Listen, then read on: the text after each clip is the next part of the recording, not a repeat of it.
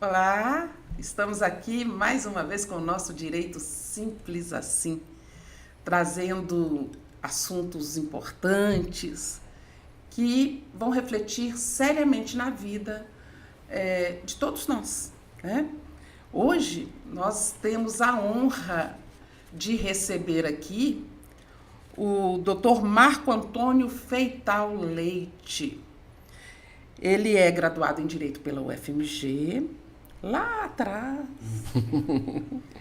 Juiz de Direito desde 1996, já rodou aí um monte de comarcas de Minas Gerais, até vir para Belo Horizonte, e atualmente ele é o coordenador do Centro Judiciário de Soluções de Conflitos e Cidadania, o SEJUSC, aqui de Belo Horizonte.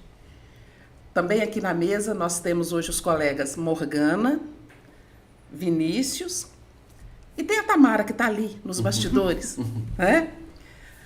Doutor Marco Antônio, é uma alegria receber o senhor aqui. Muito obrigado. Eu fiquei muito satisfeito com o convite. Eu acho que é uma oportunidade a gente trazer para o público em geral e notadamente para os jurisdicionados um pouco, né, a respeito do funcionamento do Centro Judiciário de Solução de Conflitos e Cidadania e dessa nova cultura que ele tenta difundir no meio jurídico. Bacana. O senhor pode, então, falar para quem está assistindo aí o que são os SEJUSCs e qual o seu papel na resolução de conflitos? Os Centros Judiciários de Solução de Conflitos e Cidadania são unidades do Poder Judiciário preferencialmente responsáveis pela realização ou gestão das sessões de conciliação e mediação, bem como pelo atendimento e orientação ao cidadão. Por isso que chama SEJUSC, que no final tem o C lá, que também a gente faz ações de cidadania, né? E o seu papel é justamente o de estimular, apoiar e difundir a sistematização e o aprimoramento das práticas autocompositivas. É por aí, né? É por aí, né? Bom, e assim, quais são os principais conflitos que são resolvidos, que são levados lá para o SEJUSC? Todos os conflitos, a princípio, podem ser tratados no âmbito do SEJUSC, né? O SEJUSC, ele trata, na verdade, ele participa daquele sistema multiportas, né? É como se fosse no átrio do fórum, você chegasse no espaço, existissem várias portas e cada porta levasse a uma determinada terapia. Se a gente pudesse, assim, fazer uma analogia, enxergar o conflito como uma doença. De fato, uma doença social, né? O Pietro Calamandrei, ele dizia isso, e também o outro italiano, né? O Carnelucci, ele comparava a doença, aliás, o conflito, né? A uma doença social. Carnelucci dizia o seguinte: a litigiosidade e a criminalidade são fenômenos sociais afins, cuja causa profunda reside na ausência de moralidade. Mas ele dizia o seguinte: como é uma doença, ela tem que ser tratada rápida, né? E a gente imagina, inclusive, assim, a senhora trabalhou lá na vara de família comigo lá, quando atinge o tecido social e principalmente atinge as famílias, essa doença é grave, né? Ela exige um tratamento adequado e rápido, né? Eu fui professor de USPB Moral e Cívica e ensinava aos meus alunos que a família é a célula máter da sociedade. Então me preocupa muito quando os conflitos, né, atingem realmente o seio das famílias, e geralmente a gente trata de famílias disfuncionais, ou seja, há um desequilíbrio ali, e muitas vezes esse método tradicional de solução de conflitos, ele não chega a resolver essas questões internas. É um aspecto mais formal, mas se não houver um tratamento adequado dessa situação, ele continua, sabe? Isso é muito ruim, a gente acaba frustrado porque, a despeito do esforço empreendido, do instrumento melhor utilizado, digamos assim, a gente não consegue responder a essa demanda, e esse conflito, quando ele se instala... Fica ali fomentando aquilo. É muito difícil, sabe? Eu não sei se a senhora lembra que tinha alguns processos lá, que eu costumava dizer para as partes, eu tentava a autocomposição, mas quando não era possível, eu dizia, olha, eu vou levar lá para dentro, vou operar. Aí a pessoa fala, mas eu vou operar, o que é isso, doutor? Eu falo, não, olha, se vocês não chegaram a um acordo aqui, eu vou ter que intervir de forma cirúrgica, digamos assim, porque eu acho que a intervenção deve ser mínima, mas toda a cirurgia implica um risco. Eu falava para eles, implica um risco, né? O pós-operatório é doloroso. Então, essa adaptação desse pós é doloroso. É doloroso. Então eu falo para eles, olha, mas eu não posso, porque a gente não pode negar a jurisdição, né? O ideal é que as partes entendessem o seguinte, os juízes devem atuar como médico. A gente pretende ter uma atuação curativa, já que nós estamos falando de um adoecimento, uma doença social, sabe? Então as partes têm que entender o seguinte, quando você vai procurar um médico, na primeira consulta ele faz o que a gente chama de anamnese, faz algumas perguntinhas, tentando traçar o perfil daquele paciente que procurou, tentando entender, digamos assim, a demanda dele, né? E quando necessário para traçar um diagnóstico, ele pede alguns exames, não é assim? Olha, você vai fazer o exame de sangue, você vai fazer o exame de urina, de fezes, sei lá o quê. O juiz faz a mesma coisa, ele faz algumas perguntas, depois ele defere algumas provas, né? Que justamente são esses exames que a gente vai tentar estabelecer no diagnóstico. Na consulta de retorno, o que o médico faz, né? Ele recebe o paciente isoladamente, faz uma leitura daqueles exames e aí, traçado o diagnóstico, ele vai propor um tratamento. Agora, o que ocorre na medicina ocorre no direito. Se não houver uma adesão do paciente ao tratamento, a cura não vem. Não vem. Então, o juiz também não faz milagre, eles têm que entender isso. Muitas vezes, a cura passa por um processo de reforma íntima, como diriam os espíritas, né? Você tem que tentar lidar com as suas próprias limitações, com as suas próprias dificuldades. Pensar o seguinte, todos nós somos um misto de vícios e virtudes, ninguém é santo, nós temos qualidades e defeitos. Se eu não sou perfeito, como é que eu vou exigir perfeição do outro? Eu não posso fazer isso, né? Então é o seguinte, eu tenho que trabalhar as minhas limitações, eu não posso fazer pelo outro, né? E eles têm que ter essa ideia, até porque é o seguinte, nesse drama realmente humano, né, que a gente trata aí nesses conflitos, principalmente os conflitos no âmbito de família, eles são os chamados atores protagonistas, né? Em novela, filme, a gente sempre fala isso, né? Nós, operadores de direito, né? Advogados, promotores, juízes e tal, eu falo, nós somos chamados atores coadjuvantes. Quer dizer, a palavra coadjuvar quer dizer auxiliar. Então nós estamos aqui para auxiliar as pessoas, mas nós não podemos substituir essas pessoas nesse protagonismo. Eles têm que fazer esse esforço. Eu falo que é um esforço hercúleo, contínuo e permanente, né? Eu falo, não existe família pronta. As famílias estão sempre em permanente construção. Então as pessoas têm que compreender isso, compreender as próprias limitações, aceitar a si mesmo e o outro com as suas limitações também, né? Se não puder ajudar, não prejudique não. Mas isso é muito difícil, porque eu falo, isso é uma questão cultural, né? As pessoas às vezes se perdem nesse cipoal que a gente vive hoje aí, de informações e tudo, e esquece de olhar para dentro, olhar para si mesmo, né? Pensar nisso, quais valores ele está cultivando, até no âmbito da família, né? E isso em geral, na sociedade geral, porque todo conflito, muitas vezes, ele, como diria o Carnelucci, ele tem algum problema de ordem moral ali, sabe? Verdade. E a gente precisa investir nisso. E qual é a diferença marcante aí entre a mediação e a conciliação, assim, na visão do senhor? São metodologias distintas, né? Na mediação, digamos assim, o mediador, o facilitador, ele digamos assim, é uma ponte que vai ser utilizada para esclarecer as partes em relação àquele conflito que foi posto, mas ele não interfere, ele não propõe soluções, nada, ele apenas ouve as partes e facilita, digamos assim, essa comunicação, porque muitas vezes no litígio, uma das primeiras consequências é romper, digamos assim, a confiança do outro, aí você trava, não tem diálogo mais. Então você tentar restabelecer esse diálogo é difícil.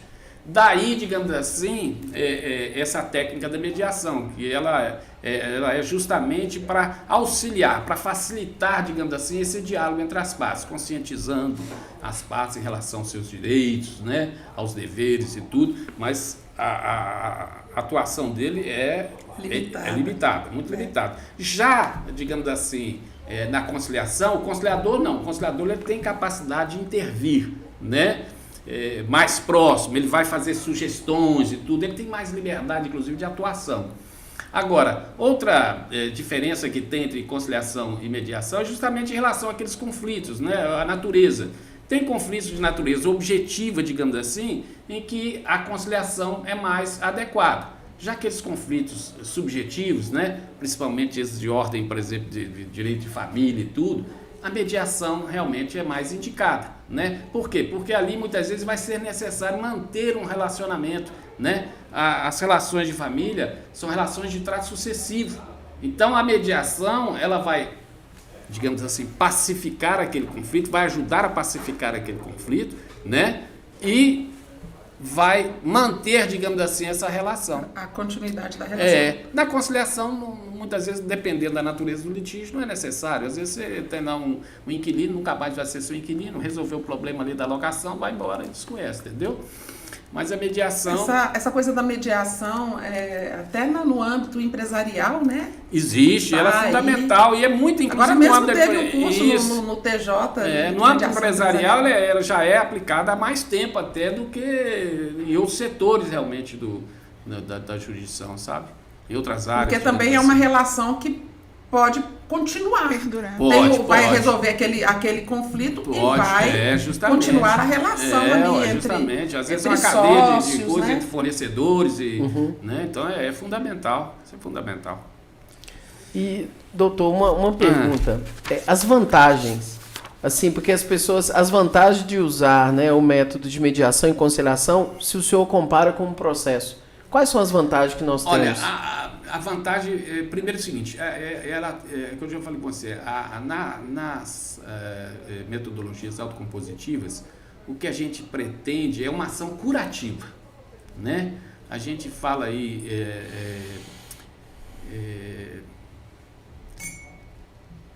eu fico assim muito preocupado com a atuação que a gente muitas vezes tem no processo, eu falo com vocês, focado mais na produtividade. Então você encerra o processo, muitas vezes não encerra o conflito. E outra coisa, o processo ele tem um custo. Quanto mais ele demorar, mais caro ele fica. E todos nós perdemos, porque isso implica, por exemplo, na manutenção de uma máquina cara, que é o judiciário, né? Então, se a gente puder abreviar, digamos assim, a solução desse conflito, primeiro, eu falo assim, quanto antes curar a doença, melhor né? Eu penso assim... Mal comparando, mas voltando a fazer aquela ideia do direito com a medicina, né? O Sejusc funciona como se fosse assim uma clínica de pronto atendimento, né? Então ele pegou o conflito no seu nascedouro, ele vai tentar tratar aquilo da melhor maneira possível e de forma inclusive preventiva, né? E encerrar, digamos assim, aquela lide, né? Agora, se você tem situações que você não consegue, mas aí o custo vai ser altíssimo, não só para as partes, né, para os interessados, mas principalmente para a sociedade. O judiciário é caro, é uma máquina muito cara, né? A gente até fala, por exemplo, mas tem assistência judiciária. Gente, quando a gente fala assim, deferiu assistência judiciária para alguém vai pagar essa conta. Entendeu? Não existe nada de graça. Não existe almoço grátis. Existe. Todos nós, isso sai, gente, do bolso de todos nós contribuintes, né, financiamos o funcionamento dessa máquina. Então, se a gente consegue, através desses métodos alternativos de solução de conflitos, abreviar, digamos, esse conflito, é uma economia enorme para o Estado e para a sociedade. Entendeu? E uma coisa, uma pergunta que sempre nos fazem aqui, e é bom que a gente também coloque, que é o seguinte: qual que é o efeito? É o mesmo? Ou seja, o Sejusc, o acordo levado ao Sejusc, tem ao final, tem o mesmo, a sentença dada, homologatória, tem o mesmo poder de uma sentença? Ela é um título executivo judicial e em caso, naturalmente, de inadimplemento, ele pode ser executado. A diferença que existe é o seguinte, que o Sejusc não executa as suas decisões, né? Na verdade, quando há um inadimplemento, a parte tem que distribuir esse cumprimento de sentença, dependendo da natureza da demanda. Ou, por exemplo, quando é um acordo de família, aí ele distribui o cumprimento de sentença livremente entre as varas de família. Quando é algo cível, aí é na Centrasa, que aqui nós temos a Centrasa, ali que é feita a execução. Mas o Sejusc, ele pode emitir, por exemplo, alvará, né, ofícios, isso aí ele pode fazer. Mandados de averbação. Mandado de averbação, tudo isso, sabe? A gente faz. só não faz realmente a execução.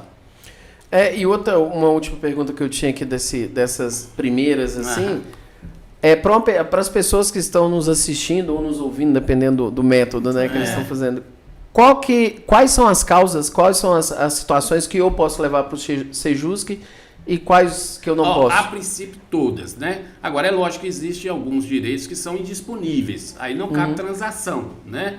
Vamos supor, em relação ao reconhecimento de filiação, de menor, não adianta você levar para o Sejusc, nós não vamos poder resolver isso, porque isso vai demandar realmente um processo contencioso, o juiz vai ter que fazer muitas vezes uma perícia e tal, e a partir daí ele proferir uma sentença. Entendeu? Mas e se for de maiores? A de maiores, sim, é possível. É só em relação aos menores que aí realmente é direito indisponível. Se for direito indisponível, a gente não pode transigir, né? Ok, ou seja, a maioria das questões que envolvem família, perfeitamente resolvível, né, pelo Sejusc. Possível, geral, né? Fazendário, a gente faz todo tipo de acordo. Só criminal que não, né? Criminal ainda não, mas já existe a ideia realmente de implementação dos Sejuscs criminais também, sabe? Mas, doutor, uma coisa que eu sempre falo com os nossos clientes, que esse caro, eu ainda falo assim, caro, quando é um valor, ainda as partes ainda conseguem resolver futuramente. Certo. Mas o caro emocional que causa naquela família, aquilo um custo emocional muito grande. É muito grande. E que a maioria das vezes, se não fosse situacionada aqui neste primeiro momento, numa conciliação ou mediação, essa família não tem volta mais. Né? Então isso não tem nem valor. Né? Justamente. A gente tem que sempre frisar muito isso para o judiciário, né? Para os jurisdicionados. Eu lamento, às vezes, o seguinte, porque isso, gente, como é uma coisa cultural, isso passa até pela formação dos novos operadores do direito. As faculdades de direito ainda insistem, digamos assim, naquela doutrinação do profissional para o contencioso. Sim. A própria Ordem dos Advogados do Brasil, na tabela de honorários dela, ela pouco valoriza a atuação do advogado desses métodos autocompositivos. Uma coisa impressionante, você olha lá, então eles procuram valorizar muito mais o contencioso. Até eu tive outro dia uma reunião com um banco, né? E indagando a eles, porque a gente via alguma dificuldade na realização dos acordos, principalmente na área civil, né? E eu falei, como é que vocês contratam, por exemplo, o escritório de advocacia ou correspondente de advogado? Então eles pagam, por exemplo, por ato, né? Por cada peça que faz e tal. Eu falei, mas vocês não seria melhor vocês estimularem esse advogado, por exemplo, porque eu acho que a conciliação também é bem-vinda para o banco, porque o advogado time is money, como diz o banco é dinheiro. Então, eu falo assim, quanto antes resolver aquele conflito, melhor é. Então, eu até sugeri a eles que fizessem uma revisão desses contratos para, digamos assim, premiar aquele advogado que obtivesse um índice assim, de acordo, sabe, nas audiências e tudo, seria interessante. E é como eu falo, isso é um processo cultural, né? Mas todos os atores que estão envolvidos, eles têm que participar desse esforço, né? de modificação desse modelo mental. Não é fácil não, viu? Mas eu acredito muito nisso. Insistência, né? Como funciona o processo de conciliação e mediação lá no Sejusc? O processo judicial, ele é o seguinte, o juiz marca uma audiência de conciliação, naturalmente o Sejusc disponibiliza a pauta, então ele vai determinar a inclusão desse processo em pauta, né? E aí sim o processo vai para o setor de conciliação e mediação do Sejusc. Lá as partes comparecem, muitas vezes já acompanhadas de advogado, porque o processo já está lá, o defensor público, né? E esses facilitadores vão, digamos assim, aplicar todas as técnicas, né? No sentido de viabilizar essa autocomposição. Agora, no pré-processual, aí é diferente, porque não tem processo ainda. É outra coisa que nós temos muita dificuldade, até das partes dos próprios advogados compreender isso, né? Não existe processo. É um procedimento, a gente fala que é um procedimento. Ele assume quase com uma feição de jurisdição voluntária, entendeu? Sim. É como se fosse assim, um acordo extrajudicial que as partes levassem lá para a homologação. Então, nesses casos, a homologação é direta. Eu faço a homologação. Logo depois da audiência, que eles são... Lá a gente faz audiência até pelo WhatsApp. Fazemos divórcio, a sessão de conciliação e mediação é feita pelo WhatsApp, né? As partes são entrevistadas ali, confirmam realmente os termos do acordo e tal, aquela coisa toda. e depois é lido para eles a ata, digamos assim, né? E é levado para o juiz. Lá eu sou o juiz coordenador e tem alguns juízes adjuntos ali. Então nós estamos habilitados a fazer essa homologação, que vai cair naquela mesma situação, constituir um título executivo e tal, né? Mas é muito simples, entendendo? E outra coisa, sem custo, é isento de custos, né? Já era minha É a próxima pergunta, que se tem custo. Isso aí, Então, olha, pras gente, tá partes, vendo? O pré-processual, o Pré-processual. SEJUSC, não gera custos. Não tem ônus para as partes, não, é isento de custos. Isso é muito bom, sabe? Eu acho que isso também... E não depende também de advogado, entendeu? Aí já está tirando a gente. Não, sem fazer... Tem espaço para todo mundo. Tem espaço, eu digo assim, porque como é uma situação que não existe conflito, então, os tribunais acabaram entendendo que, nesse caso, a presença do advogado, ela não é indispensável, ela até é recomendável. A gente até recomenda, por exemplo, se uma das partes estiver assistida por advogado, a gente orienta a outra, olha, é importante, se você quiser, você tem direito a uma assistência, né, de um profissional, se você não tiver condição, se você não tiver condição e tal, nós temos defensoria, isso a gente faz. Mas, digamos assim, mesmo sem a presença, estando as partes cientificadas, direitinho, esclarecidas, né, quanto a essa questão, elas falam, não, eu estou dispensando advogado, a gente faz um acordo normalmente. E o que, assim, até um comentário que me chama muita atenção é a rapidez que vocês estão homologando cada vez. Então, assim, às vezes a gente atua, né, a gente tem câmara privada de mediação, então a gente já leva o acordo já feito, já com a mediação, já as partes já estão... Na verdade, aqui são 3 mediadores nessa mesa. São 3 mediadores pelo CNJ aqui. Eu me sinto em casa. São 3 mediadores do CNJ aqui na mesa.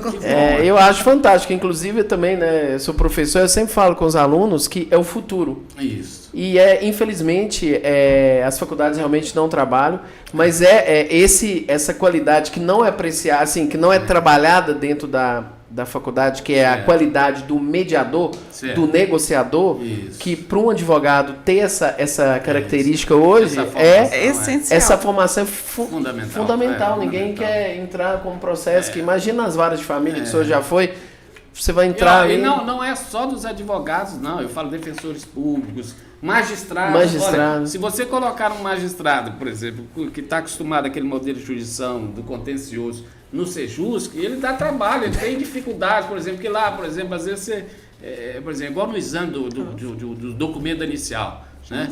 Quando eu cheguei lá no SEJUSC, às vezes tinha uns despachos lá que mandava emendar inicial para juntar a certidão de casamento atualizada, né? E eu falo, gente, isso não justifica, porque quando a lei fala em certidão atualizada, é atualizada em relação aos dados contidos naquela certidão. Se não houve alteração, não há por que você pegar certidão de casamento, tem prazo de validade, não, senão deveria, prazo de validade, não tem, né? Eu já passei por uma situação dessa. Só que no extrajudicial, o que aconteceu? Quando eles permitiram a realização de divórcio no extrajudicial, aí o lobby, naturalmente, dos cartórios, me perdoem aqui a ausência, né?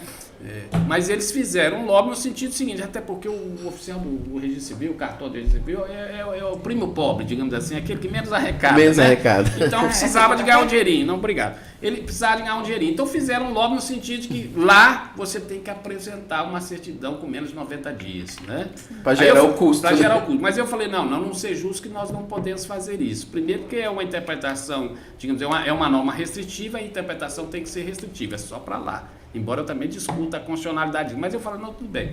Agora, no ser justo, você acabaria afastando muitas vezes aquela pessoa insuficiente, porque, gente, para você, às vezes, esse custo não é nada, mas tem gente que se você tirar R$20 dele, R$30 dele, vai fazer diferença. Então, a gente tem que pensar nisso, sabe?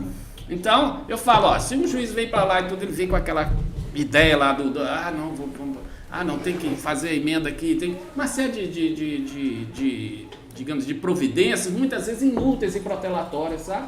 Então, você tem que ter uma visão realmente do futuro, uma outra jurisdição. Gente, eu tenho que abandonar completamente aquela ideia, aquele modelo anterior, até porque eu costumo brincar com as pessoas lá, eu falo, gente, se eu me vestir como lobo, como diz o uivar como lobo, comer igual lobo come, eu vou virar um lobo. Então, assim, se eu quero me afastar daquele modelo tradicional de jurisdição que não vem funcionando, que eu já falei assim, não em termos de produtividade, eu falei, a gente produz muito, mas a qualidade daquilo que a gente está produzindo é de natureza duvidosa. Por quê? Porque, repito, você encerrou o processo, mas o conflito permaneceu. Faz uma pesquisa aí de satisfação, né, com os judicionados para saber, ó, você passou na vara de família tal, Você julgou seu processo, você resolveu o seu conflito? Não. Ele vai dizer não. Entendeu? Recebi uma sentença. Recebi uma sentença, mas não resolveu o meu problema. Aí começa a entrar com outros pedidos, outras coisas. O Sejusc, o sistema multiportas, ele pretende justamente isso, é dar um tratamento adequado aos conflitos. Essa é a nossa busca. É o que eu falei com você, aquela preocupação nossa em curar a doença, entendendo? E pacificar realmente, de fato, o conflito. Isso eu acho que é importante, a gente não pode perder isso, sabe? Porque o nosso propósito é esse, sempre buscar a pacificação do conflito, sabe? Eu até acho que hoje as escolas de direito de hoje, elas já trabalham um pouco mais essa coisa da pacificação. Mas há 30 e tantos anos atrás, a nossa escola era de... Você tinha que saber fazer cara feia, mas na saber verdade, bater na mesa e saber se mostrar ali se para o outro. posicionar. Né? o que o Dr. Marcos está falando é uma mudança muito mais profunda, que é uma mudança de terminologia, que é uma mudança assim, olha, nós temos opções no processo.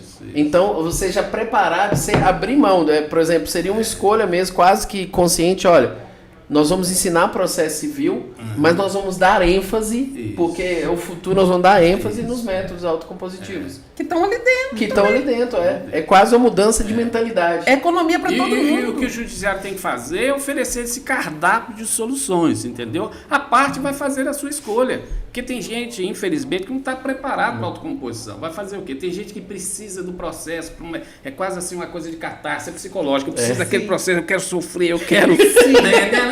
Eu não quero me libertar. Eu não quero me libertar. Às vezes eu penso bem assim, eu falo às vezes nas audiências que eu às vezes vou supervisionar, né? A pessoa fica falando, ele fez isso comigo, ele fez isso, meu filho, larga, você está carregando ele, parece que você está com um espírito do seu lado agarrado, você levando ele com uma corrente para um lado, larga, liberta ele, libertando ele, você também fica livre. Você também está seguindo. Agora não, você faz questão de estar ao lado dele, tudo ele é culpado, não faça isso, entendendo?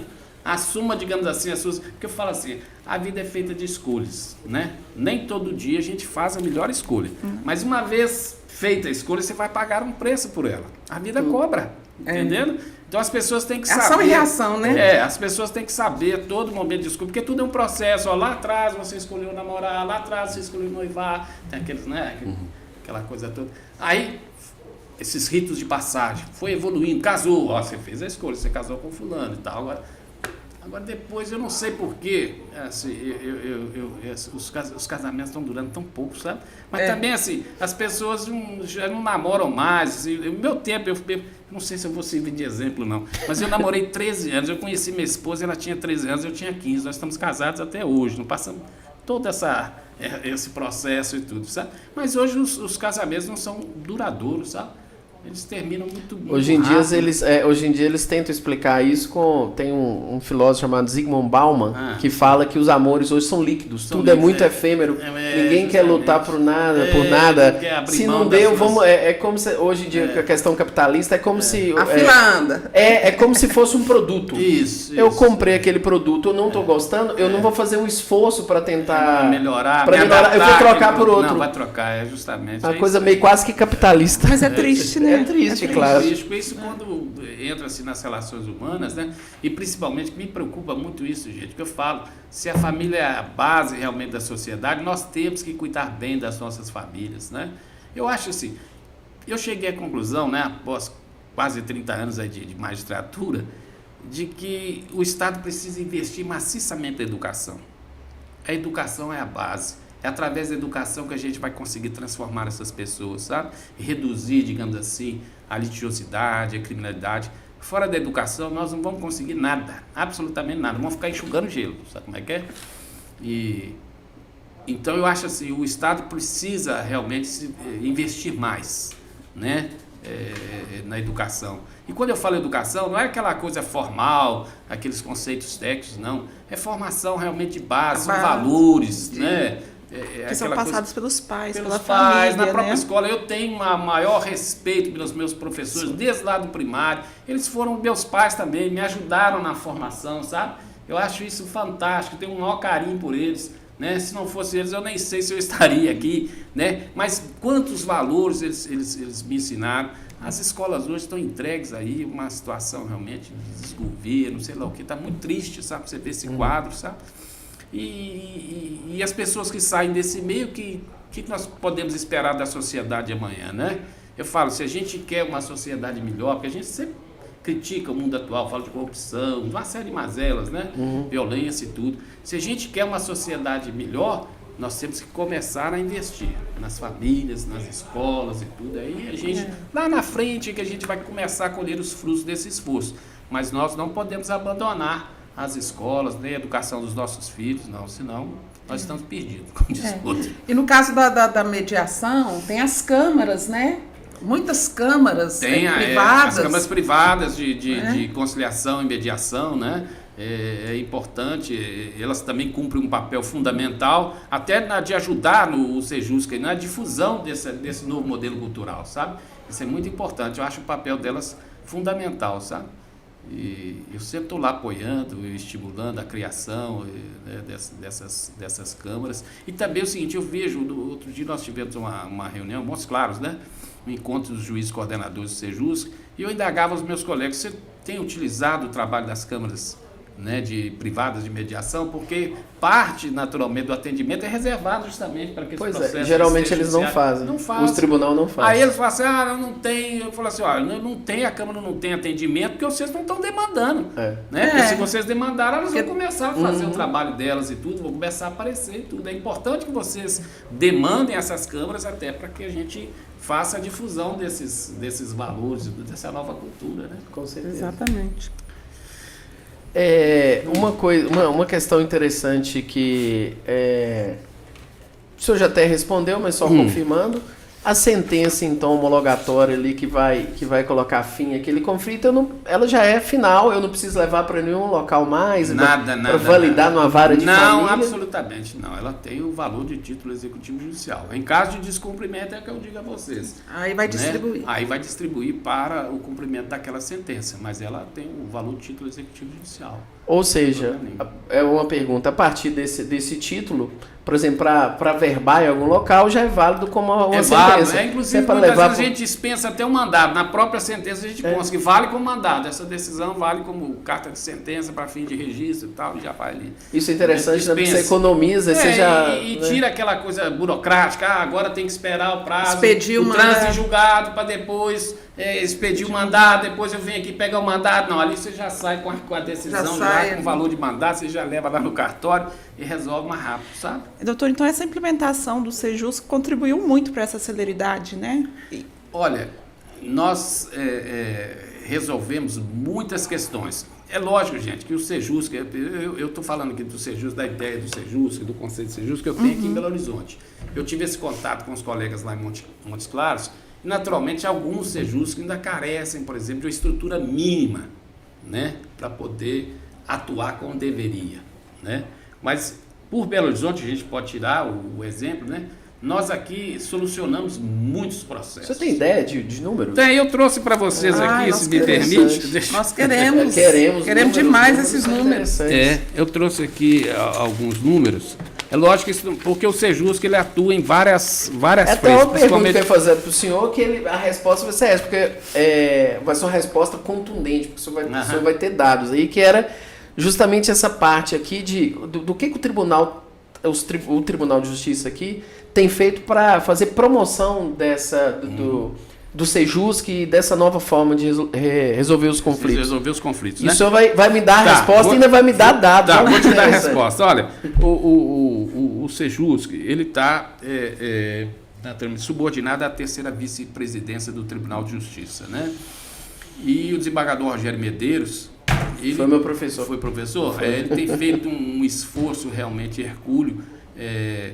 Ele quase que ele fala que assim, eu sou o Dom Quixote do Sejusc, digamos assim, sabe? E ele tem viajado no interior, tem procurado realmente difundir essa ideia e e também, digamos assim, apresentando os números, mostrando realmente que o Sejusc, a ideia do Sejusc, ela é pertinente, ela é viável, inclusive do ponto de vista econômico, sabe? A gente, por exemplo, eu falei com vocês, ó, esse ano de janeiro até agora novembro, né, nós estamos iniciando dezembro, foram 1.964 homologações do pré-processual, né? Por exemplo, ó, só na Semana Nacional de Conciliação, nós fizemos acordos que, em termos de valor econômico, representou R$ 1.043.394,72, isso em uma semana.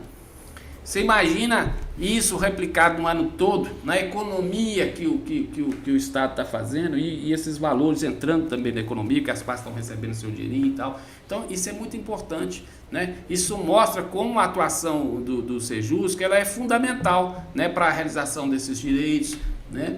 E penso eu que ele se justifica, o que eu falo, até do ponto de vista econômico, que ele é mais barato do que aquele modelo tradicional de jurisdição. Né?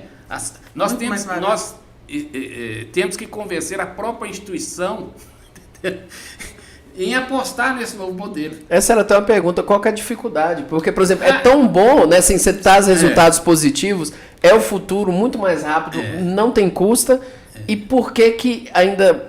Tem esse entrave, né? Está restrito ainda. É justamente isso, como eu falo, como a questão é cultural, né?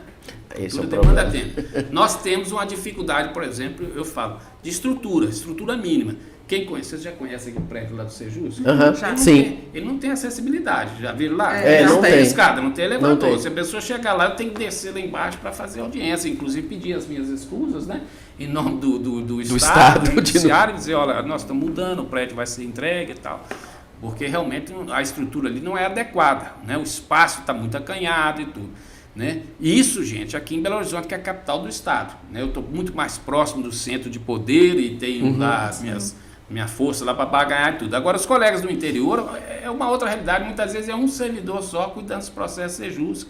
Eu tive caso lá, por exemplo, que a servidora que era indicada lá para trabalhar no Sejusc, ele entrou de licença maternidade, quer dizer, aquele processo ficou tudo parado.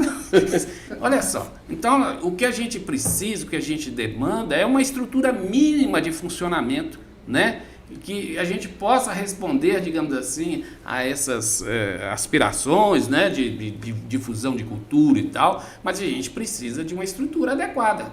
Se não for assim, vai minguar, como diz o outro, sabe? Mas eu estou fazendo esforço, e o desembargador Rogério Medeiros também, aí toda a equipe da terceira vice-presidência, né, tem se empenhado realmente para defender a ideia do Sejusc e a ideia também dos métodos autocompositivos. Muito bom mesmo.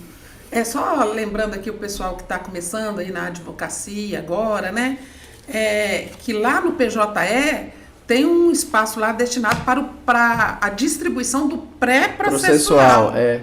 Então, procura lá que vocês vão encontrar. E agora tem alguns casos realmente que a pessoa às vezes faz a distribuição equivocada. Às vezes ele direciona toda a petição dele, você vê que às vezes naquele modelo anterior, ele pede produção de prova, ele pede condenação e sucumbência, e ele distribui lá no pré-processual. Aí fala, meu Deus, agora o que eu faço com isso? Aí eu tenho que intimar a parte para dizer, você quer que no Sejusc, a ideia é outra, a petição não está muito adequada ao nosso modelo de Você está vindo com um contencioso, a gente que já está querendo resolver.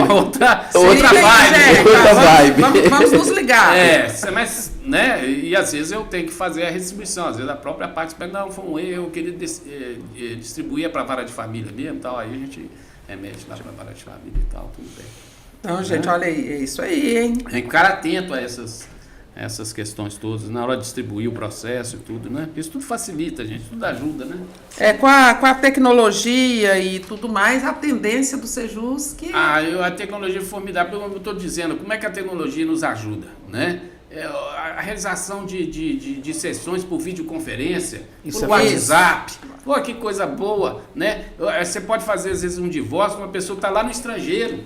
Já aconteceu, não tivemos casos. Você tem a necessidade de fazer aquela burocracia, tem que fazer a citação, então tem que estar, não, aqui chegou meu filho, você está aí, me apresenta o seu documento, tá aqui, ó, tá, é você mesmo, tal. Vamos embora, tal, o que você quer? É isso mesmo, tal, é isso mesmo, faz rapidinho. Eu já fiz um divórcio de um casal que um estava em Portugal e o outro no Luxemburgo. Pois então, faz coisa, entendeu? Muito rápido. Isso ajuda demais. A tecnologia nos ajudou muito, né? Eu não tenho dúvida disso, não. Eu já falei com vocês, no meu tempo não tinha computador, não tem nada. O nosso trabalho era muito artesanal, embora eu possa afiançar que a qualidade daquilo que a gente produzia naquela época era bem melhor. Sabe? Era bem, né, bem melhor, bem superior. Hoje não, hoje você produz muito, mas repito, a gente está encerrando muito o processo. Não quer dizer necessariamente que nós estamos pacificando. As metas vão sendo atingidas, mas não sabe se foram atingidas de verdade. Eu penso que o tribunal devia dar um passo atrás e começar a investigar realmente a qualidade do seu trabalho, o valor que ele está entregando, né? Qualidade daquela jurisdição. Será que nós estamos realmente pacificando o conflito ou nós estamos...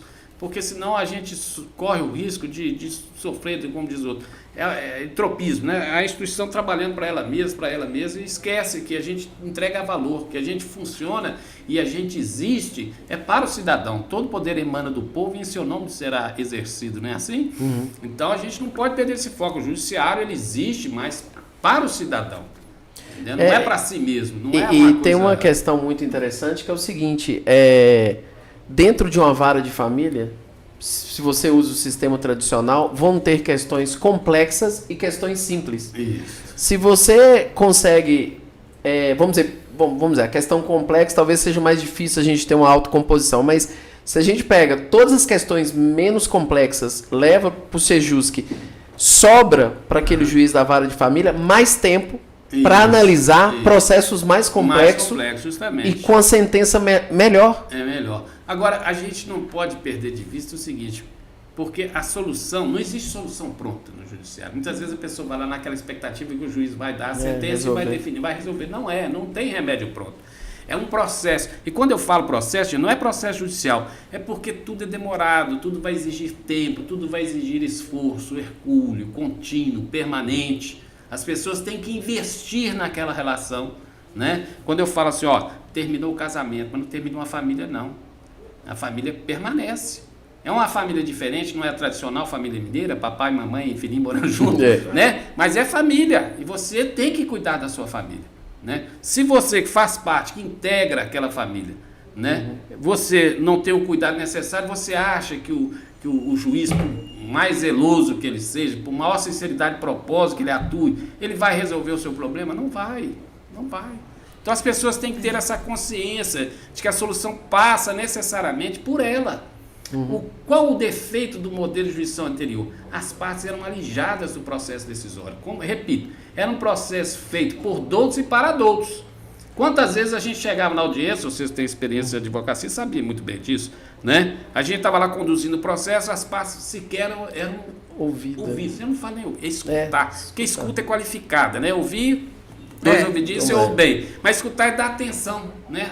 É o que a gente está mais carente hoje de ter para ser ouvido, para ser escutado, né? Para você dar atenção, me dê atenção, doutor, eu preciso falar. Às vezes ele chega lá e desabafa, ele quer desabafar, entendeu? Então é fundamental que a gente utilize esse tempo com qualidade, essa escuta qualificada, né? Escutativa. Isso, então as pessoas têm que entender isso, né? Então no processo, eu estava falando com vocês, do processo anterior, daquele modelo nosso tradicional de jurisdição, as partes eram alijadas, os advogados, os doutos faziam resolver tudo, depois você dava a sentença, a parte muitas vezes saía de lá frustrada, porque com aquela sensação, puxa, o juiz sequer me ouviu. E o direito era delas, né? Era delas, justamente, eu falo, a família é delas, eu vou para minha casa, vai para sua casa e tal, e eles vão continuar nessa relação. Então, por isso que eu falo que o protagonismo é delas. Nós somos coadjuvantes.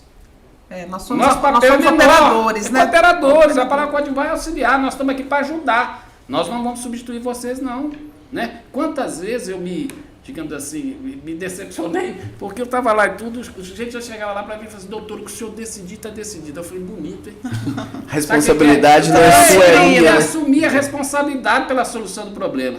A essa altura eu vou para a cruz, porque depois que eu fizer o negócio, eu falo assim, nosso tempo. Eu falo, pai, perdoa, eles não sabem o que fazem. Eu estou lá pagando o preço, como diz o outro, dessa, digamos assim, dessa imaturidade deles, né? Que eles têm que entender, olha, não, nós precisamos, eu tenho que trabalhar para isso, né?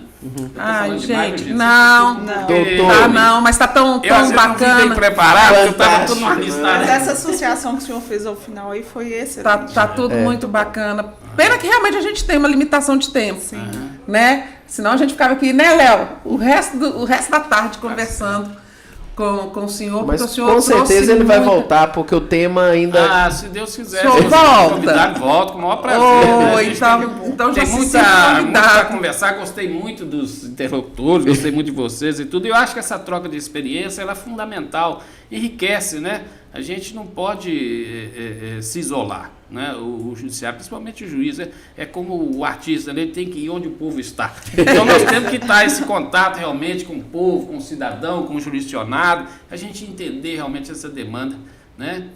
Se dá tempo de eu contar um caso claro, para vocês, porque eu não sei se você sabe, mas o Monteiro Lobato, o escritor Monteiro Lobato, ele foi promotor de justiça. Mas assim, naquela época era indicado, não tinha concurso, né? O avô dele era o Visconde de Tremembé. Então era um político influente, conseguiu a nomeação dele para promotor de justiça. E a experiência dele com o judiciário foi horrorosa. Então, ele critica muito o judiciário, sabe? E ele tem um conto que chamou o advogado, viu? Não é nada contra o... mas só para mostrar o modelo de jurisdição anterior. Então, diz ele que 2 viajantes vinham pela estrada, andando, naquela época era caminhada, né? E avistaram um coco ao mesmo tempo. E começaram a discutir. Eu vi o coco é meu. Não, eu vi primeiro, tal, aquela coisa toda. Nisso diz ele que vem pela estrada também uma pessoa já de idade, madura e tudo, e tentou acabar com aquele conflito. Dizer, gente, para com isso, divide esse coco aí, né? Segue adiante, ainda tem muita coisa para vocês andar, pode ser que vocês encontrem outra coisa. Não, os cabeçudos resolveram continuar na briga, né? E nisso, diz o Monteiro Lobato, que vem pela estrada um finório de marca maior, anel de bacharel no dedo, toda aquela indumentária, né? E ele fala, puxa, nunca um advogado chegou em tão boa hora. E submeteram essa questão do coco, então, ao advogado. E o advogado, depois de citar doutrina, jurisprudência, entorpecer, digamos assim, os cabeçudos com um narcótico de tamanha sabedoria, deu a sentença. O coco tem que ser dividido ao meio. Mas em pagamento dos meus honorários eu vou ficar com a amêndoa, vocês vão ficar com as cascas. Não! Monteiro! Não, presta atenção. Eu digo assim, você sabe o que é? O modelo de jurisdição, porque hoje, se fosse hoje, esse fato tivesse acontecendo hoje, dentro do Sejusc, o que a gente ia fazer? Através dessa escuta ativa, né? Através dessa comunicação não violenta. Meu filho, o que você quer nesse coco? Porque às vezes um estava com sede, falou, eu quero é água. E o outro fala assim, poxa, eu quero essa amêndoa aqui para fazer uma cocada, minha mulher faz uma cocada espetacular, vou levar isso para ela. Então, assim, você está vendo como é que é a diferença? Cada um... Eles são ouvidos. No processo anterior, quem falava era o advogado. Eles ouviam, não, é o contrário, eles têm que falar, dizer o que você quer do coco. Né? Você quer água? Ah, tá. Também quero água, então vou dividir aqui, toma um copo para cada um. Tá. Não, eu quero amêndoa, então tá resolvido. Fura o coco, você toma água, me dá uma amêndoa, eu vou embora. Resolvido. Resolvido o problema. Esse é o Sejusc. Esse é o novo modelo de jurisdição. É uma outra forma de enxergar, digamos assim, esse conflito. Pitoresco, digamos assim. Não, muito na linguagem legal. do Monteiro Lobato, muito legal. Você passa por aí, sabe? Ele ficou tão decepcionado que ele falou assim, não, vou fazer aqui o sítio do Pica-Pau Amarelo, muito colocar melhor. um Saci, uma Emília, justamente. e por aí. Justamente. Doutor Marco Antônio, que delícia de conversa. Obrigado, viu, gente? Muito obrigada. Nós agradecemos, assim, de verdade. Eu também Foi fico muito feliz. valoroso para nós. E queremos realmente contar com o senhor, com a sua experiência, com o seu conhecimento e com esse vocabulário tão tranquilo que todo mundo entende, né? Para estar aqui na mesinha da gente, com essa mesinha nossa eu de também café. agradeço, eu estou sempre disposto a ajudar, aquilo que eu puder ser útil, né? Eu estou pronto para fazê-lo. Meu pai era um humilde servidor dos Correios, ele dizia que era um Barnabé, né? Que o Barnabé é aquele servidor muito humilde, né? E eu também não deixo de me considerar um Barnabé, sabe? Mas eu estou sempre à disposição para servir. Meu pai ensinava isso para a gente, ser servidor é servir antes de ser servido, né? Então o meu trabalho é sempre assim, de tentar ajudar as partes, a pacificar esse conflito. A gente sabe que é um sacerdócio, né? Não é fácil, não. É um trem falo. Às vezes eu falo assim, poxa, eu devo estar pagando alguma coisa que eu fiz na encarnação lá anterior, porque é pesado. Mas eu falo assim, a magistratura me fez um homem melhor. E a cada dia me faz um homem melhor, sabe? Às vezes, trabalhando essas questões e eu vendo, às vezes, a dificuldade do outro, as limitações do outro, eu também me aceito melhor. Né, com todas as minhas limitações, com todas as minhas imperfeições, isso me ajuda a viver nesse mundo caótico que a gente vive atualmente, né? Olha aí, Então, gente, essa é a cara do Sejusc BH, viu? É isso aí. Procura mais o Sejusc. Procura mais o Sejusc. E olha, siga a gente, siga aqui o Portal UAI, Estado de Minas, tá? Leia também a nossa coluna Direito Simples Assim lá no Jornal Estado de Minas Digital, tá? Siga-nos no Instagram, no Facebook, que vocês vão ter sempre conteúdo de qualidade. A gente encerra por aqui. Tchau, tchau.